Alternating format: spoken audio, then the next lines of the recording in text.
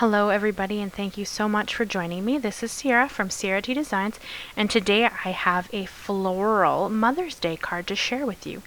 So let's jump right in. So to start, I took a piece of Arches cold press watercolor paper. This is 140 pound, and this is a very textured paper. So I'm gonna stamp it pretty seriously here, and you know what? You're not gonna see it. I recorded it, but you cannot tell that I have stamped and added the inking at all until we throw on the embossing powder, and even I couldn't tell. So you'll see here I stamped it twice, and I'm pushing on it pretty hard after I used my anti-static powder tool. And you can see that my stamp isn't perfectly clean because that's, you know, how I roll, but it doesn't matter in this because we're going to put white embossing powder over top of it. So here you can see now that I've put the powder on, you can totally see that the stamp was there. But when you looked at the paper beforehand, you couldn't even tell I had stamped at all. So it was a bit of a trick for me. And now it's not a perfect stamping, but that's okay because we're doing a watercolor look. So it doesn't really matter that the lines aren't crisp because my watercolor is going to be a little bit subtle. So nothing wrong with that.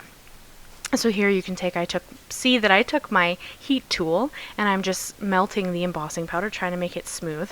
And I'm sorry that I'm kind of out of frame there. I had to look at it so many times to see if I was actually heat embossing it properly that I kind of ended up out of frame.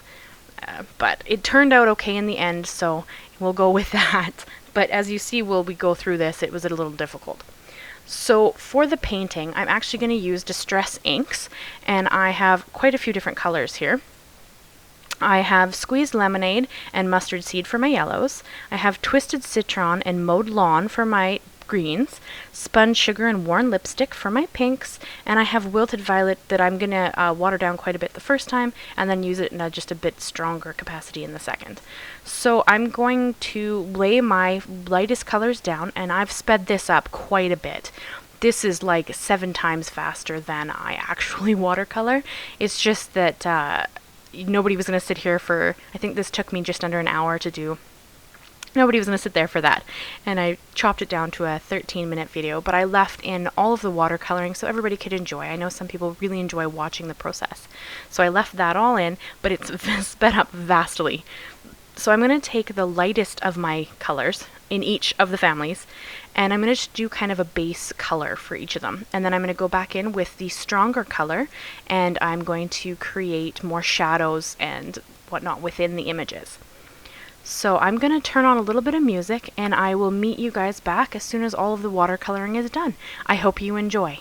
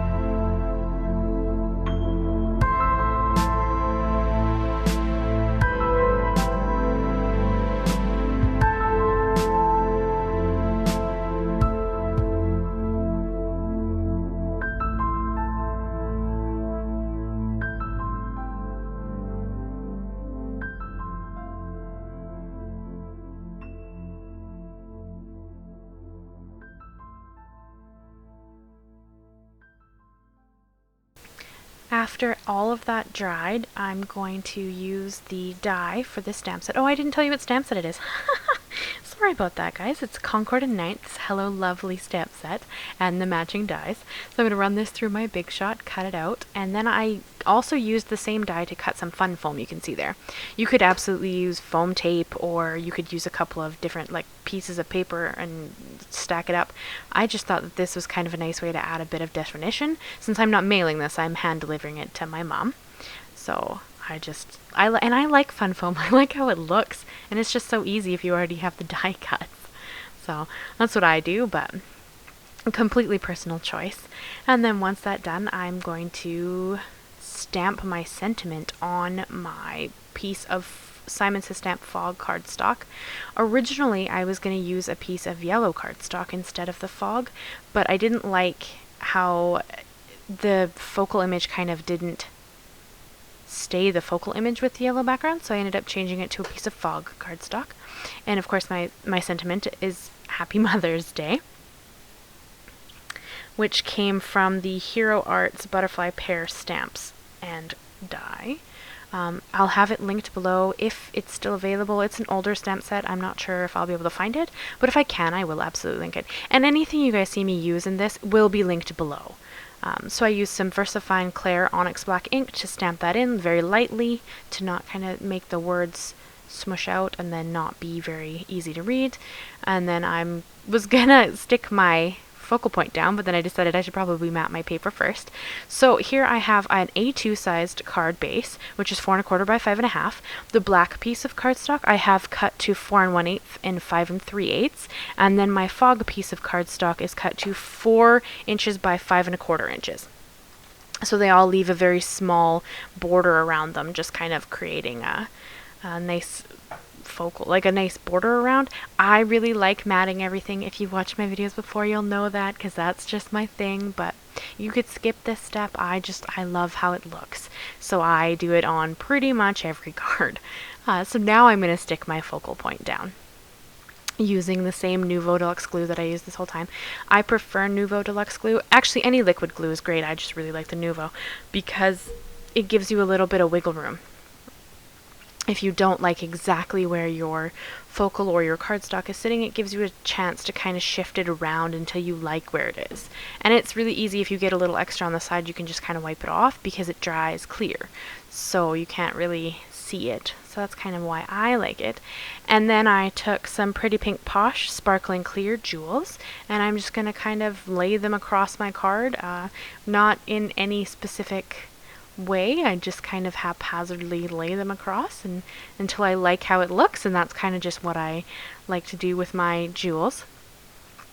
I am using the crystal katana to kind of play with them and move them around. So that is this card, this Mother's Day card. I'm hoping you saw part 1 of this kind of 2-parted series. I uploaded a video yesterday for my Mother's Day card from my mother-in-law. So if you haven't seen that, I'll have that linked here and you can go and check it out. I'd love to know what you think. I recently hit 100 subscribers and I will be doing a giveaway very soon. So stay tuned for that. I have a blog linked below if you'd like to check out the coordinating blog post for this or any of my cards. They all have blog posts connected to them. And if you want any of the supplies, they're all also linked below. And yeah, that's everything I have for you guys for today. Thank you so much for stopping by, and I hope that you'll subscribe. I post a new video every Monday, and I would love to have you back. And thank you so much for all the comments and the likes and the views and the just supporting me as a brand new YouTuber. It can be a bit hard to kind of get the views, but you guys are being amazing. So thank you so much, and I'll see you again soon. Bye-bye.